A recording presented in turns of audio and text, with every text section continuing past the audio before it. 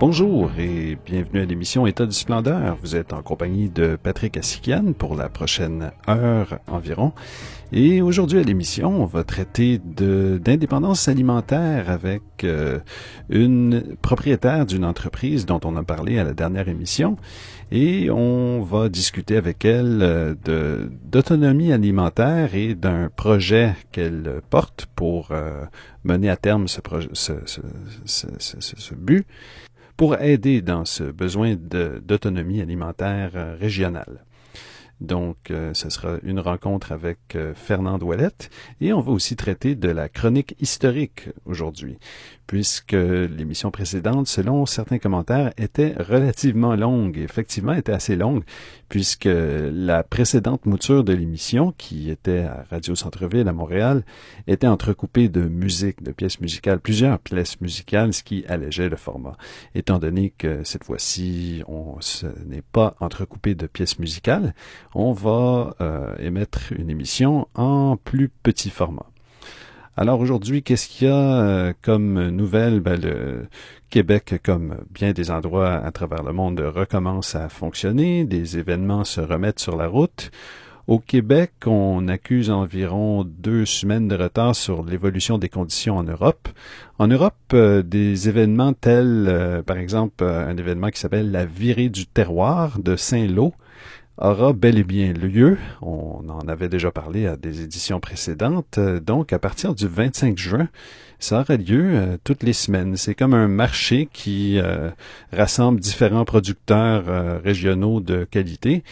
Et ça a lieu sur place et on pensait que ça aurait pu être annulé, mais en fait, ça ressemble beaucoup à un marché public et les marchés publics ayant pu continuer à fonctionner durant la pandémie, au Québec du moins. En Europe, c'était pas nécessairement le cas. Les gens sont contents de pouvoir retrouver cet événement-là. Malheureusement, au Québec, beaucoup d'événements estivaux sont annulés. C'est dommage, puisqu'il y en a certains qui auraient pu quand même avoir lieu. Et donc, 2 événements assez importants dont on a souvent parlé à État de Splendeur sont annulés. C'est très dommage. Il y a le festival Mémoire et Racines qui devait avoir lieu du 22 au 26 juillet 2020. Et c'est un événement qui a lieu dans Lanaudière. C'est vraiment emblématique à Lanaudière. Et puisque dans cet endroit, c'est de là qu'est sortie la bottine souriante et bon nombre de groupes de musique traditionnelle, dont Yves Lambert, très connu musicien assez emblématique de Lanaudière et même du Québec en tant que tel. Et donc, Mémoire et Racines allie la musique traditionnelle de ce coin de pays à d'autres manifestations. Il y a des conteurs qui viennent faire souvent un tour et il y a bon nombre de producteurs régionaux et qui mettent en valeur les produits de la région. Donc, c'est dommage, ça s'est annulé cette année. Ça aura lieu, par contre, l'année prochaine. Un autre grand manquant cette année, qui est aussi un grand favori d'État du Splendeur, c'est la route des terroirs de la Motte, qui a lieu à La Motte, en Abitibi-Témiscamingue. C'était supposé d'avoir lieu au mois d'août, comme à chaque année, et malheureusement, ça est annulé. C'est très dommage, puisque, contrairement à Mémoire et Racines, où le traditionnel évoque la danse et la proximité, la route des terroirs de La Motte, c'est des exposants de différents producteurs artisanaux et culinaires régionaux, et qui ont lieu dans un format qui ressemble un peu à une exposition ou à un marché public sur une fin de semaine. C'est très agréable comme événement et malheureusement c'est annulé pour cette année. Mais on espère que ce n'est que pour mieux revenir l'année d'après, puisque cet événement-là est assez important dans ce coin de pays. Il n'y a pas beaucoup de réseaux pour les producteurs régionaux pour qu'ils se mettent en valeur et que le public puissent avoir accès à un endroit où ils convergent tous. Donc, on souhaite que la route des terroirs de la Motte puisse revenir le plus rapidement possible.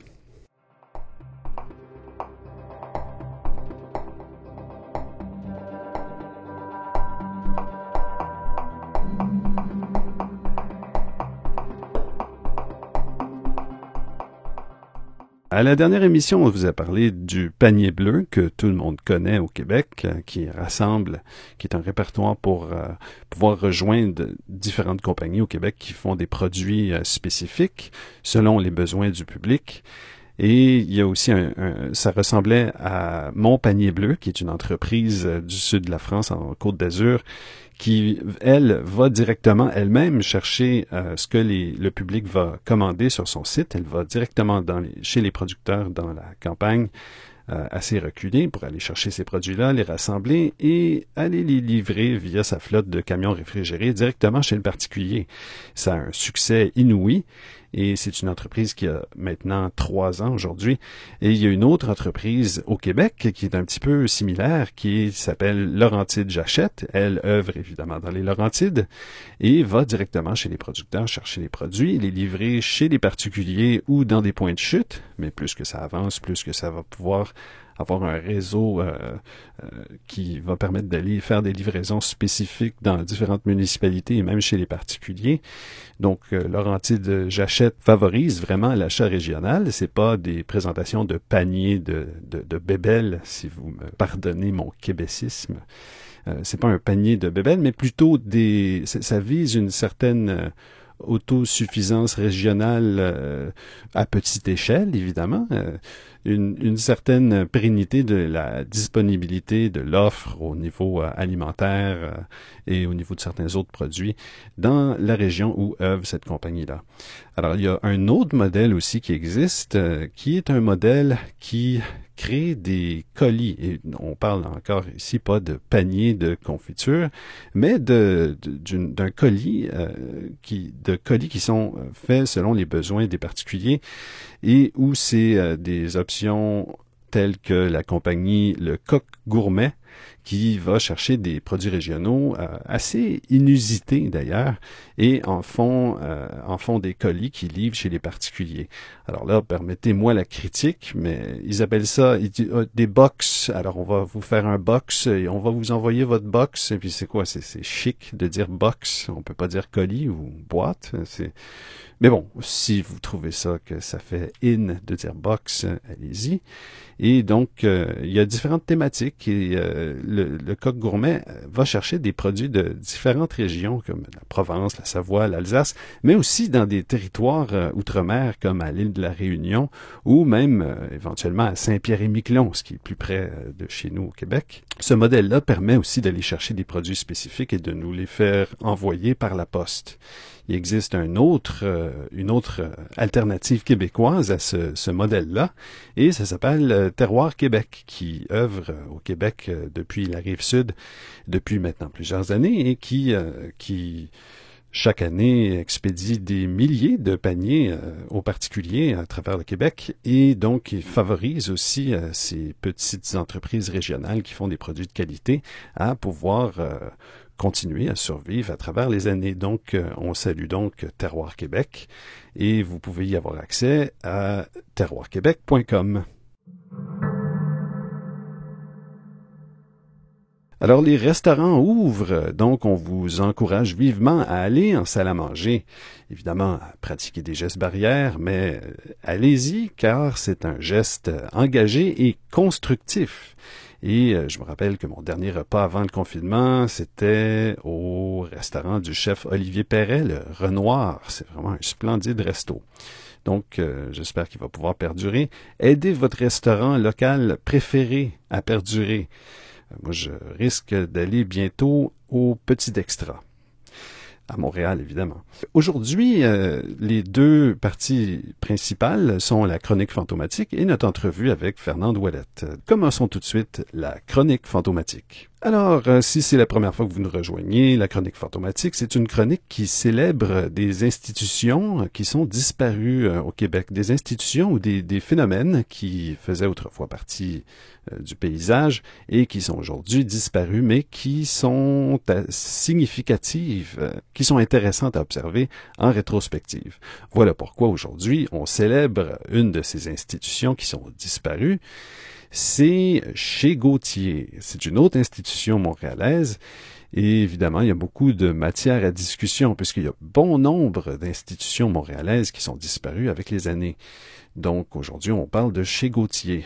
Chez Gauthier, sur la rue du Parc, était un restaurant pas pompeux, pas un restaurant qui faisait un grand flafla, mais qui était un très bon restaurant qui s'affichait comme un simple restaurant salon de thé.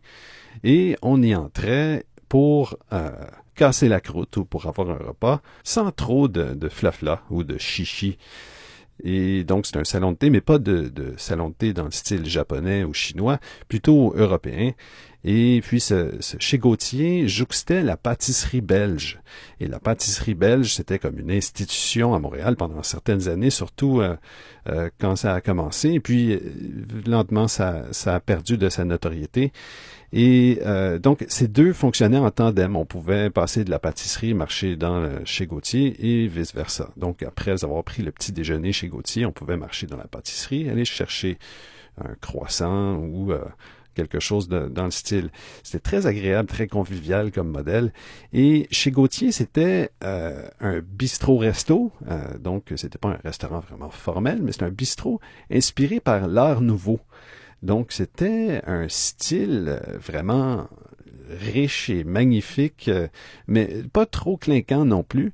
Et donc, dès qu'on entrait, on voyait qu'il y avait comme une espèce d'esthétique, mais subtile quand même.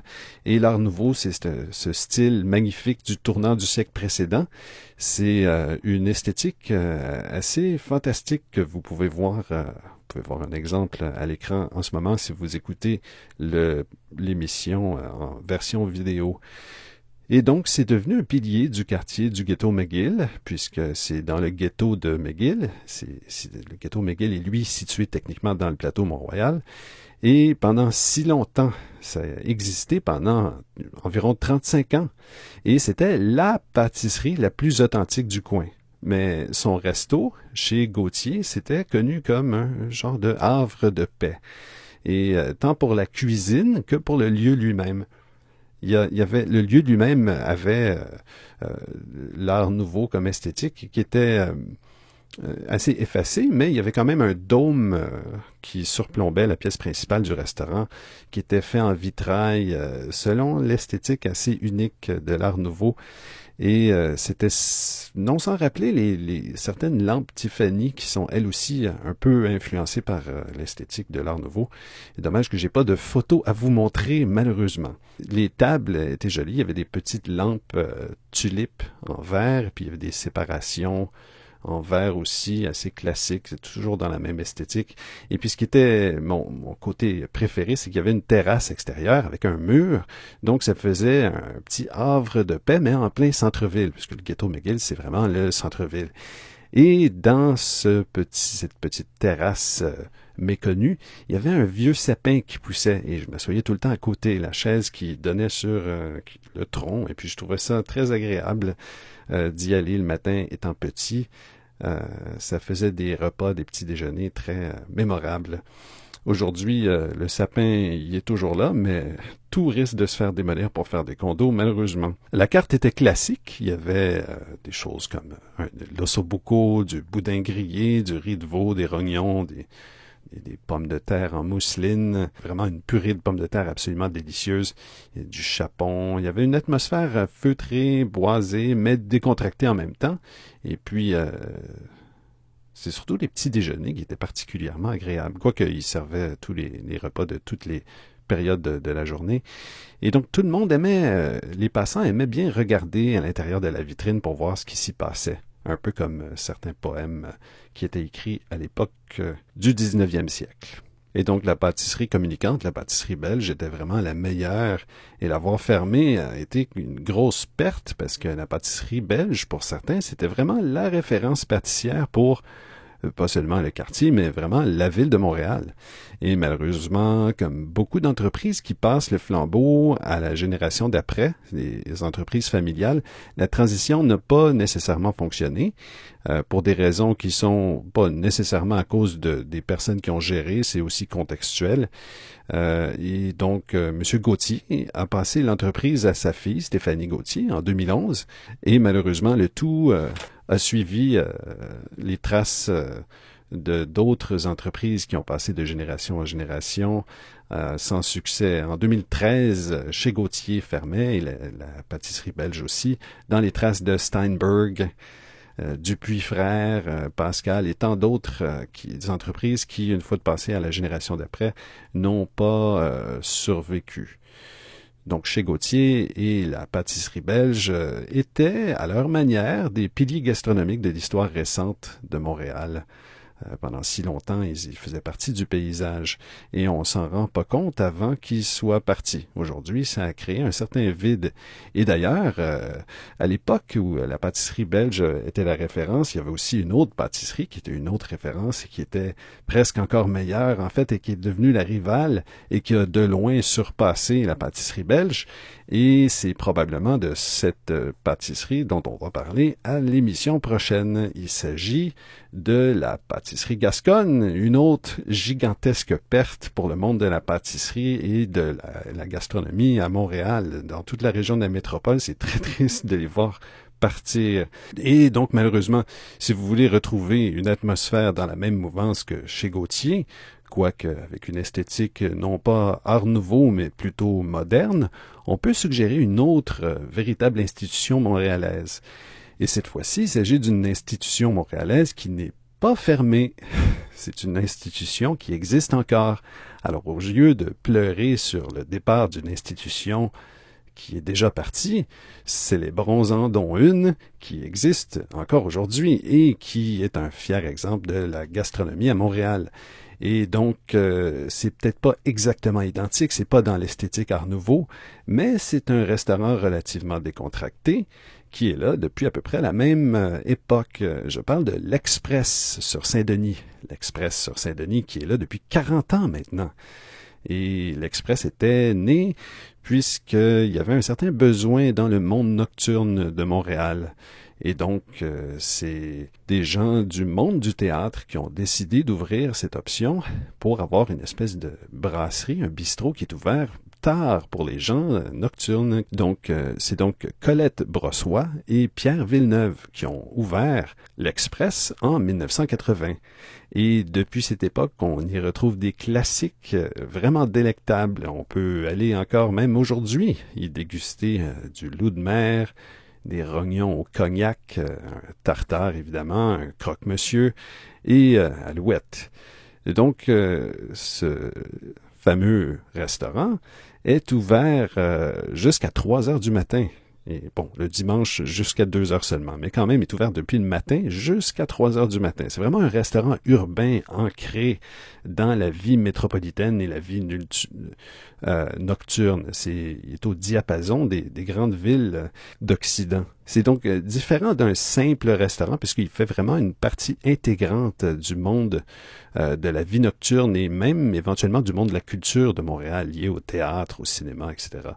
Donc, à l'époque, je me rappelle d'avoir passé devant souvent et d'avoir aperçu Stéphane Bureau en train d'y déguster quelques plats. J'imagine qu'il aime encore y retourner aujourd'hui. C'est une vraie institution. L'Express est très agréable d'y aller et c'est pas un grand restaurant gastronomique. Non, c'est un simple restaurant qui mise sur la qualité, des classiques, une bonne table, une bonne cave à vin et puis surtout l'atmosphère.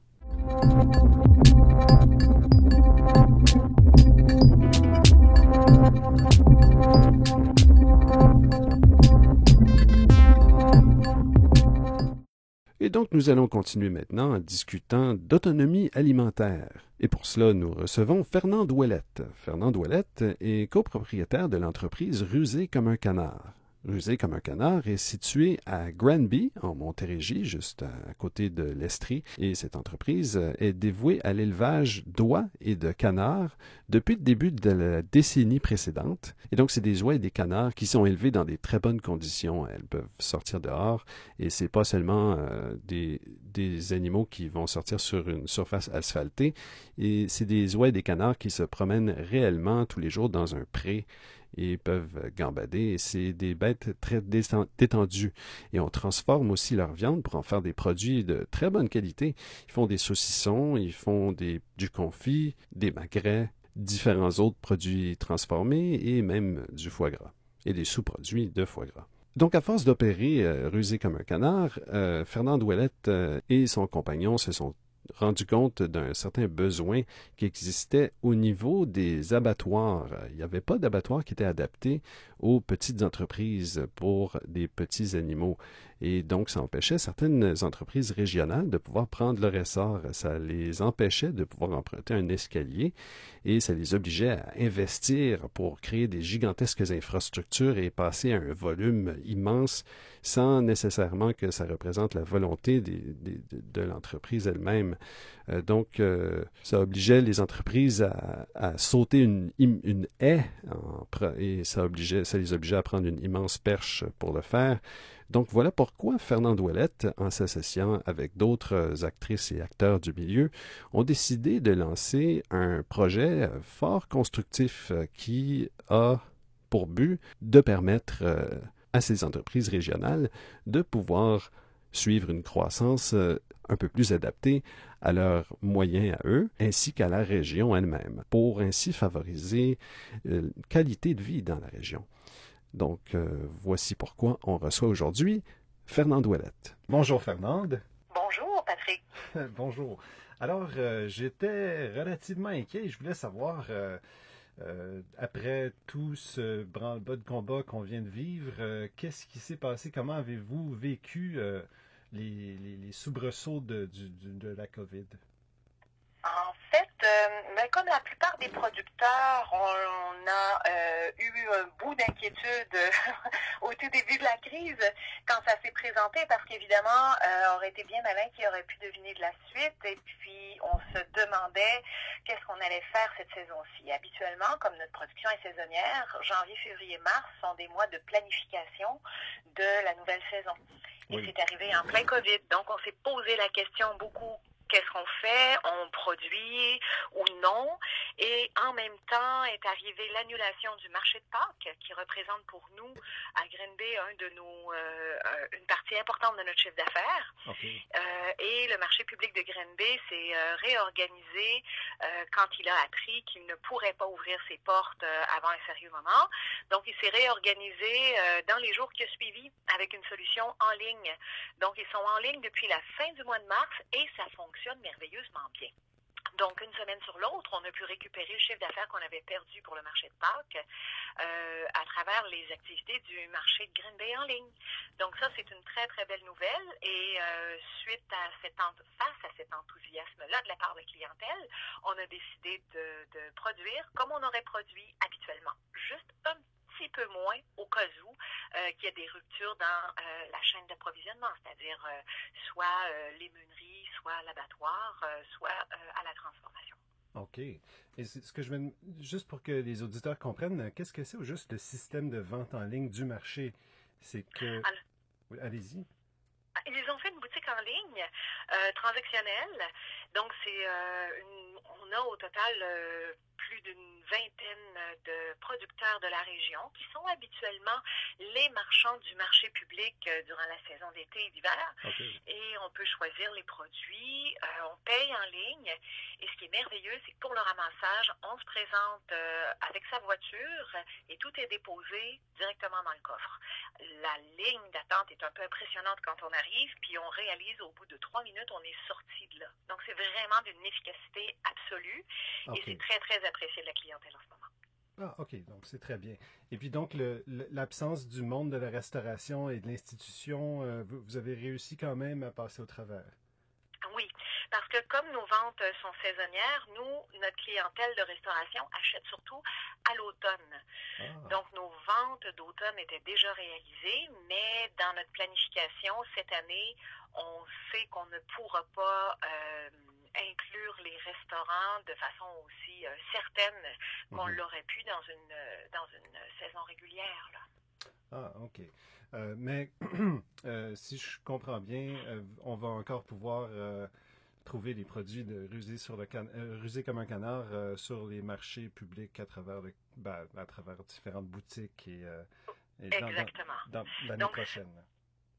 Au courant de cette saison, là en ce moment, on achève d'écouler notre inventaire de l'automne dernier et on a très hâte à l'abattage de cet automne pour être capable de d'offrir les produits en continu. On espère qu'on sera en continu. On aura peut-être une rupture de stock quelque part au courant de l'été, là. OK. Diriez-vous que le monde le secteur des producteurs, les petits et moyens producteurs régionaux peut-être un peu moins été affectés que les restaurateurs et les hôteliers? Clairement, pas de la même façon, pas tout le monde également non plus, c'est-à-dire qu'il y a une différence, il y a des différences d'impact chez les producteurs de viande par rapport aux producteurs maraîchers, par exemple. Okay. Il y a des différences aussi entre ceux qui s'inscrivent dans une production à très petite échelle de niche comme nous on fait, par rapport à ceux qui sont de taille moyenne. Donc c'est sûr qu'il y a des impacts différents, mais en général, ce qu'on peut remarquer, c'est que tous ceux qui font de la mise en marché directe auprès de la clientèle ont connu un essor incroyable au niveau des demandes, là. Okay. Donc, de ce côté-là, c'est très, très réjouissant. Et ça fait découvrir de plus en plus la grande diversité et la grande qualité des produits locaux à une clientèle qui n'avait pas forcément l'habitude de se diriger vers cette source d'approvisionnement-là. Donc, la crise a eu ça d'absolument fabuleux, c'est de rediriger la clientèle vers un autre canal de vente où nous nous trouvons et puis de faire vivre cette expérience-là à des gens qui nous avaient jamais découvert avant. Ah, OK. Donc, vous avez quand même détecté une certaine avancée au niveau de l'éducation du public et le désir du public d'encourager les producteurs du Québec? Oui, clairement. Puis on espère que ça sera des changements très profonds qui vont durer. Évidemment que tout ça, c'est pas un changement définitif. On sait on compte sur le fait qu'il y aura des réminiscences de ça et que ça changera les habitudes de consommation dans l'avenir. Oui. Après, dans quelle mesure, ça sera à voir, mais nous, on préfère croire qu'il y aura des restes valables de ça, sur lequel bâtir à nouveau un système alimentaire beaucoup plus solide et résilient. Ah, ben super. Bon, c'est des bonnes nouvelles, qui sont les bienvenues ces temps-ci. Pour les gens qui vous connaissent peut-être pas, est-ce que vous pourriez juste nous expliquer un peu comment vous êtes tombé dans les canards et les oies? Moi, enfant, je viens de la Gaspésie. Okay. Et on avait plusieurs animaux, sans être une ferme. On avait une petite production en autosuffisance, donc un très grand potager, des poules, des canards, des oies, une vache, ce genre de choses. Et j'ai adoré avoir des oies. Vraiment, ça a été une expérience marquante pour moi. Et quand, à l'âge adulte, on a eu la possibilité d'acheter cette petite fermette-là dévitalisée à Granby, j'ai voulu ravoir des oies dans ma vie. Et mon conjoint, Francis Laroche, lui, disait, moi, je vais faire des canards. Donc, on s'est lancé dans le canard et l'oie. Et puis, tout de suite, on a rencontré un très bel engouement. Il y a une dizaine d'années déjà, on a rencontré un très bel engouement de la part du public et des restaurateurs. Et c'est parti comme ça, pouf, tout d'un coup. Et évidemment, quand on est à très petite échelle, c'est pas difficile de vendre toute sa production. C'est pas un défi. Donc, on a décidé, nous, on a trouvé notre bonheur dans la petite échelle. Okay. Puis, on en a fait notre modèle d'affaires. Donc, le but, ce ne sera jamais de devenir un gros producteur. OK. Et juste une petite parenthèse pour ma culture personnelle, les oies ont une personnalité bien différente de celle des canards? Oh oui! Au début, on se disait, Francis, il dit, OK, tu veux faire des oies, on va faire des canards, c'est pareil. Non, pas du tout. Okay. Puis ce qu'on réalise, en fait, on a réalisé très, très rapidement, c'est que les oies ont une personnalité beaucoup plus forte, ça demande aussi beaucoup plus d'espace, ça se gère pas de la même façon dans un pâturage. Donc, il y a des différences majeures, mais personnellement, mon coup de cœur va à l'oie. Ah, OK. Voilà. Je peux tout à fait comprendre.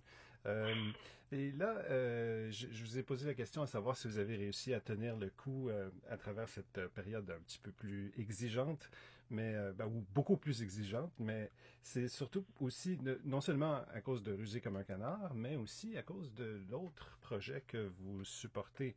Et c'est né d'un besoin que vous avez détecté dès les débuts de vos opérations. C'est bien ça? Oui. effectivement. En fait, dès le début, un des problèmes qu'on a rencontrés, puis on s'est rendu compte que c'était partagé par la plupart des petits producteurs de volailles à petite échelle, c'est le problème de l'abattage.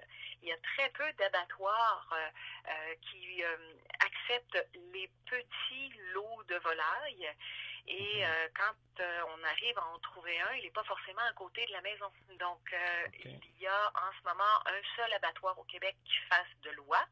Et il est à l'île d'Orléans. Quand on a commencé il y a 10 ans, il y avait 4 abattoirs qui faisaient de l'oie. Maintenant, il n'en reste qu'un seul.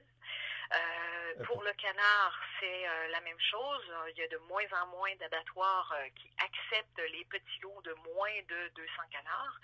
Donc, rapidement, on voit qu'il y a un besoin pour desservir les petits producteurs à petite échelle autant que les particuliers qui décident d'élever des petits lots de volailles. Oui. Donc, quand on vient dans un abattoir avec seulement 12 poulets, par exemple, généralement, on n'arrive pas à trouver un abattoir qui accepte de le faire. Donc ça limite de beaucoup l'autonomie alimentaire des gens qui décideraient d'assurer une partie de leur production pour eux-mêmes. Oui, allez-y. Mais juste une petite question, c'est que vous avez dit qu'il y en avait 4 auparavant, abattoirs, qui acceptaient des petits lots d'oie, et maintenant il y en a un seul à l'île d'Orléans. Oui. Qu'est-ce qui fait que est-ce qu'ils ont disparu, ces abattoirs-là, ou les 3 autres? Certains ont disparu, d'autres ont changé leur politique pour dire nous, on n'accepte plus les petits lots, ou encore nous, on ne fait plus de palmipèdes, ce genre de choses-là.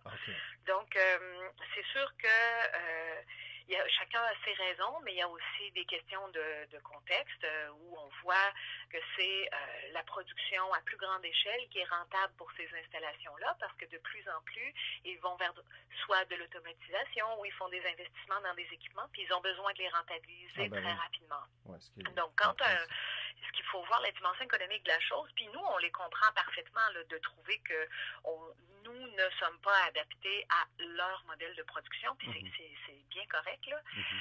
Quand nous, on arrive avec un très petit lot d'oiseaux, ils doivent faire des temps d'arrêt sur la chaîne, et à chaque nouveau lot, c'est un arrêt de la chaîne, donc une perte de rentabilité à chaque fois. Donc, il est préférable pour eux économiquement d'avoir un producteur qui débarque avec 3000 volailles que 30 producteurs qui débarquent avec 100 volailles. Voilà. Puis, c'est pas nécessairement par excès de vouloir faire des profits, c'est simplement parce que ce serait pas rentable pour eux s'ils passaient... Exactement, selon leur modèle à eux. Mais nous, selon ce que on veut faire, c'est vraiment une autre façon de procéder. Donc là, ce qu'on s'est dit, on va s'organiser pour ne plus être un problème pour les autres et développer des solutions pour nous-mêmes. Parce que les plus grandes échelles, ça fonctionne très bien leur truc. Ça fonctionne très bien pour les échelles de production auxquelles ils s'adressent. Donc, c'est à nous de trouver nos solutions qui fonctionnent pour nous. Donc, on a lancé l'année dernière, on a démarré la coopérative de solidarité qui s'appelle Le Petit Abattoir. Et le but, c'est de faire un abattoir, un micro-abattoir dans 5 conteneurs maritimes qui va être installé dans le quartier industriel ici à Green Bay. Sous inspection fédérale, qui est donc les plus hauts standards d'inspection au pays, dans le but de faire de la volaille, tout type de volaille et des lapins à très petite échelle. Donc, le but pour nous, c'est de faire à la fois du service public auprès de la population qui déciderait d'assurer une partie de son autonomie alimentaire en faisant ses 100 poulets ou ses 300 poulets, et en même temps permettre à des petits producteurs d'avoir un abattoir à proximité. En Montérégie, il y a quand même une masse critique, c'est le cas de l'agriculture au Québec, donc il y a une masse critique de petits producteurs ici qui justifie ça. Est-ce que vous avez senti qu'il y a une certaine part de néo-ruraux, comme on sait qu'en Gaspésie, il y a beaucoup de néo-ruraux récemment qui ont été s'installer là-bas. Est-ce que le même phénomène existe en Montérégie? Oui, j'en suis, d'ailleurs. Oui, dans le sens où, oui, bien sûr, je viens de la Gaspésie, mais après mes études, jeune adulte, je suis arrivée à Montréal. J'ai vécu sur le plateau Mont-Royal pendant 16 ans. 15-16 ans, donc du coup, quand on quitte le plateau Mont-Royal puis qu'on arrive à Green Bay, On est un néo-rural. Oui, Notre ancrage territorial n'est pas ici. Moi, non. Mon conjoint vient de Granby, mais mon ancrage territorial n'était pas ici. Il est devenu, mais je suis ce qu'on appelle une néo-rurale. Et autour de nous, bien sûr, on voit de ces néo-ruraux qui s'installent. Et avec eux viennent aussi des projets plus... moins conventionnels, mais pas que. Il y a aussi des agriculteurs que l'on dit plus conventionnels, qui eux-mêmes, à côté de leur production, démarrent des petits projets, des petites choses. Donc, ça bouillonne en ce moment. On n'est pas les seuls à réfléchir et on n'a pas la palme, si on veut, de l'innovation. C'est pas ça juste à nous. Il y a ça un peu partout sur le territoire. Ça prend toutes sortes de formes. Ça pétille, ça bouillonne et ça donne vraiment envie de donner une chance à tout ça. Et nous, le pari qu'on fait, c'est qu'en démarrant un petit abattoir collectif dans un territoire, les petits producteurs vont augmenter leur cheptel, venir s'installer à proximité ou diversifier leurs opérations. Et les consommateurs vont avoir envie de se lancer à faire leur petit lot de volailles. Et comme ça va essaimer. Et je crois qu'avec les années, on va arriver à augmenter le nombre de têtes élevées sur notre territoire, ce qui fait de notre abattoir un outil de développement rural. C'est pas un abattoir qu'on démarre. C'est un outil de développement rural. On le met à la disposition de cette émergence-là qui est en train de se produire. Donc, si je comprends bien, vous avez entamé une réflexion pour essayer de trouver comme l'axe le plus important pour pouvoir faire mieux fonctionner les opérations agroalimentaires qui existent dans votre région. Et puis, ça a été vraiment l'abattoir qui a été la clé. Et puis, vous développez ça non seulement pour votre compagnie à vous, mais vous m'avez parlé du fait que ça peut peut-être être un projet qui peut être exporté dans d'autres régions pour pouvoir favoriser le tissu rural de ces régions-là. Exactement. Le but pour nous, c'est pas d'en partir un certain nombre, d'accompagner en fait des régions, pas nous qui débarquons dans une région pour en partir un, mais d'accompagner des régions qui voudraient en partir un, à développer un modèle comme celui-là, qui se développe avec la collectivité. Nous, sur le conseil d'administration de cette coopérative-là, il y a des membres producteurs. Ça, c'est des gens comme moi qui sont producteurs agricoles puis qui ont des animaux pour la revente. Il y a les membres consommateurs, ce sont des citoyens qui assurent leur autonomie alimentaire en produisant des animaux pour eux-mêmes. Ensuite, il y a les artisans de la gastronomie. Ce sont des chefs et des bouchers qui utilisent qui sont à la recherche de ce genre de produits-là. Donc, nous, on considère que quiconque mange de la viande est usager d'un abattoir et que le problème des abattoirs au Québec ne relève pas uniquement des producteurs. On doit, toute la société, se poser la question quel genre de viande on veut manger et si c'est ça qu'on veut, supporter, être solidaire, d'où la coopérative de solidarité, d'être solidaire de ce type d'infrastructure et ça devient un projet de société, finalement. OK, donc vous encouragez la pérennité d'une agriculture à plus petite échelle, à échelle un petit peu plus humaine, si je comprends bien. Complètement.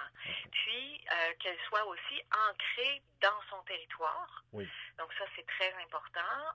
C'est-à-dire qu'elle dessert les gens de la région, mais elle permet aussi aux gens de s'installer dans cette région autour d'une infrastructure qui est névralgique pour l'élevage à petite échelle. Ça, c'est une façon de le voir, puis qui contribue aussi au développement économique de sa communauté. Donc ça, ce sont des points importants de ce projet-là.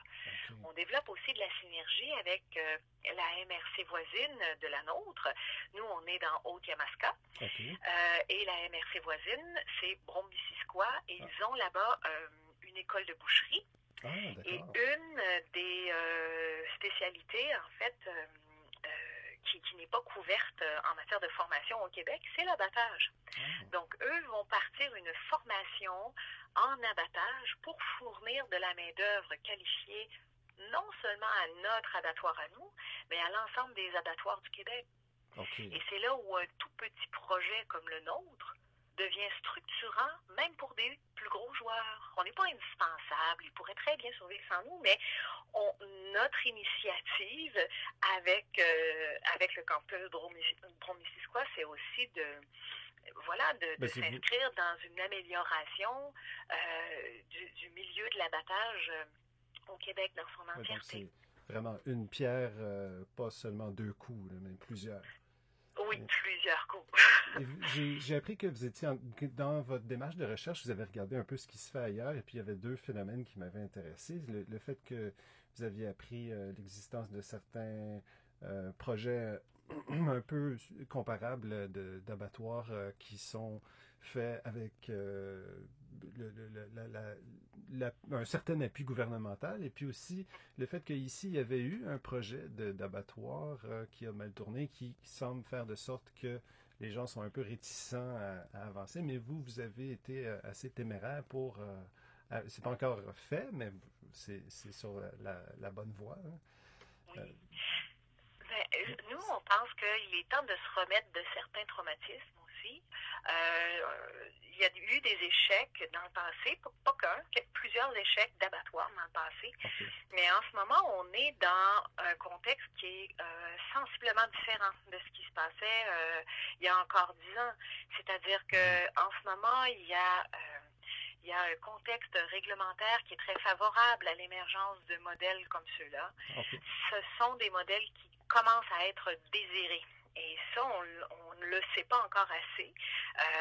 Ce sont aussi des modèles qui sont désirés par la clientèle elle-même. Alors, ils sont désirés par les organismes de réglementation, par les bailleurs de fonds, mais aussi par la population elle-même qui veut ça. Alors, en ce moment, le contexte n'a jamais été aussi bon pour mettre en place des infrastructures comme celle-là. Après, les projets ont souvent été des projets soit privés ou soit ce sont des coopératives de producteurs. Et ça n'a pas du tout la même dimension qu'une coopérative de solidarité. Si demain matin, moi je me retire, la coopérative de solidarité me remplace n'importe quel membre sur le conseil d'administration et ça continue son chemin. C'est donc, il y a une pérennité dans ça qui est assurée par le fait que ça appartienne à la collectivité en incluant tous les types d'usagers. Et on a comme membre de soutien un paquet de citoyens qui font juste considérer que c'est important que cette chose-là existe. Oui. Et c'est là toute la différence, en fait. C'est en impliquant la communauté et l'entièreté des acteurs de la population qu'on arrive à assurer la pérennité des choses, puis à mettre les chances de notre côté pour éviter les échecs du passé. Puis après... Évidemment, ces traumatismes-là, il faudrait qu'on s'en remette parce que je dis souvent que des garages et des magasins et n'importe quel type de commerce, ils s'en ferment à toutes les semaines puis on continue d'en ouvrir. Oui. Alors, c'est pas 2 ou 3 ou 6 échecs d'abattoirs qui devraient nous arrêter d'essayer et d'apprendre de ces erreurs-là pour inventer des meilleurs modèles. OK. Et donc, est-ce que vous diriez que maintenant, depuis quelques années, vous sentez que la population il y a plus d'informations ou il y a plus d'éducation qui a été faite et maintenant la population est beaucoup plus prête pour ce genre de modèle qu'avant? Clairement. Ouais. Clairement, puis on le voit pas seulement au Québec. Les abattoirs mobiles, les abattoirs publics en France aussi, les abattoirs publics, il faut savoir, ça appartient à la commune, qui est l'équivalent de la MRC, et aux échelles territoriales. Pardon? Non, je connaissais pas ce modèle, c'est intéressant. Oui, c'est très, très intéressant, ça. C'est-à-dire que ça appartient à la communauté et c'est géré par des groupes qui disent, bon, ben nous, on va proposer d'être le gestionnaire de cette infrastructure-là, puis si jamais le groupe se dissout ou les forces en place ne sont plus les mêmes, l'infrastructure continue d'exister. Et en ce moment, ils sont en train de les relancer. Ils ont aussi un paquet de projets pilotes un peu partout éparpillés en Europe pour la mobilité, avoir des abattoirs mobiles pour la viande rouge. Il y a aussi un projet pilote pour l'abattage au champ des bêtes, Oui. pas de la volaille, mais de la viande rouge, oui. OK. Donc, elle est abattue au champ, puis ensuite envoyée à l'abattoir pour être débitée. Ce OK. qui fait qu'il n'y a pas de... Il n'y a jamais eu de transport. L'animal Donc, il y a moins de meurt stress. sur son lieu de naissance. Ouais, Ce qui beaucoup est moins quand de même stress. fabuleux, oui. Oui. Donc, il y a tout ça qui est en train de se réfléchir et ça explose de partout en ce moment. Donc, ici, on a l'impression que c'est nouveau. On commence à en parler, mais ça n'a rien de nouveau. OK. On a un peu de retard, mais on va le rattraper vite fait. Oui, c'est ça. C'est pour ça que je suis ici en train de vous parler. Puis, donc, si je comprends bien, ou pour aider les auditeurs à bien comprendre, donc, vous êtes en train de construire cet abattoir-là, où la construction va débuter bientôt.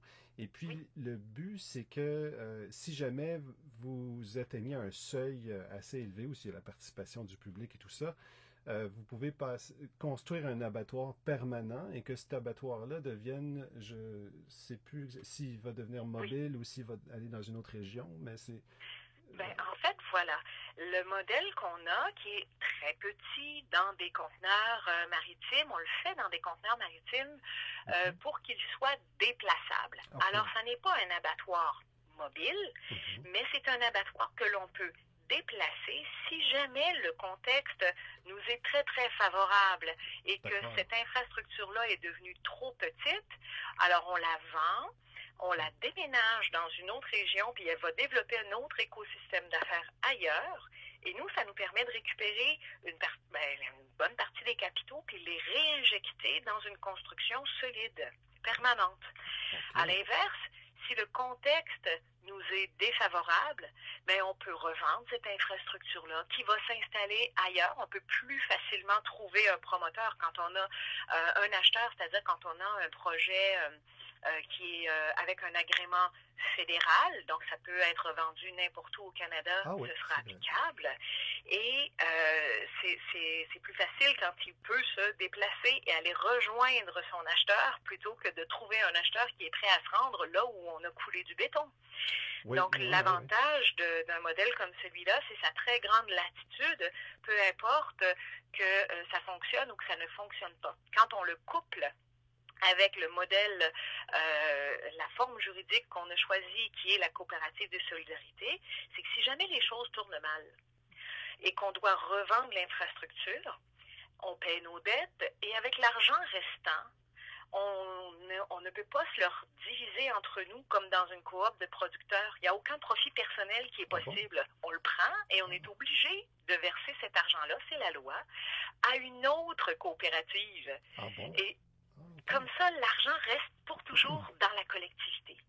Et cette dimension-là de la responsabilité face à l'argent public, j'espère que ça va inspirer aussi d'autres modèles d'affaires dans d'autres secteurs, mais on trouve que c'est une dimension qui est importante pour gagner cette confiance-là du public, d'être transparent et pas pour notre intérêt personnel. Ça me fait penser au fait que c'est comme si ça complexifie un peu notre monde rural, parce que trop souvent, des villes assez récentes au Québec ou en Amérique du Nord en général, on a beaucoup de villes mono-industrielles ou avec un tout petit peu d'activité, même certaines villes qui, dans le passé, ont fermé parce que la seule activité du village a fermé. Donc ça va contribuer à un petit peu amener de la diversité à l'intérieur des régions. Il n'y a pas seulement une seule activité dans une région ou une seule municipalité, mais ça amène une certaine richesse à la qualité de vie dans nos régions. Et ce que je me demande, c'est est-ce que vous avez... en fait, c'est un peu une question. C'est évident que vous avez sûrement pensé à ça, mais ça va avoir un impact sur le monde gastronomique au Québec par le phénomène. C'est le but. Oui. C'est le but. En fait, pourquoi est-ce qu'on a mis artisans de la gastronomie comme membres de la coop? Puis c'est pas banal, hein, quand on dit que ce sont des catégories de membres, c'est que ces gens-là siègent au conseil d'administration, les citoyens, les artisans de la gastronomie et les producteurs agricoles ensemble, à définir ensemble la destinée de cette infrastructure-là. C'est quand même assez unique et inédit, là. Donc, nous, on est très excités de ça, parce qu'on a hâte de voir comment les acteurs vont s'approprier cet outil-là pour améliorer chacun son monde respectif. Donc ça va être, oui, ça va changer le monde de la gastronomie, entre autres, parce que ça va être une structure ouverte où les gens vont pouvoir venir voir comment les membres de la coop vont dire, bon, mais moi, je veux voir comment les choses sont faites. Ben, ils entrent, et puis ils voient, et puis on en discute. Donc ça, c'est la meilleure façon de rester aligné sur les besoins, les valeurs et les demandes sociétales. Oui, et ça favorise tout simplement les circuits courts, j'imagine. Puisqu'envoyer vos animaux à l'île d'Orléans, ça doit être assez onéreux aussi. Oui, c'est onéreux, mais au-delà de ça, il y a le stress des animaux aussi. Des animaux qui n'ont jamais vu personne, ou presque. Ils sont dans le champ depuis le début de leur vie. Oui. Et là, un matin, c'est grand jour, et là, on les met sur l'autoroute 20. Il n'y a pas de façon intelligente de faire ça sans stress.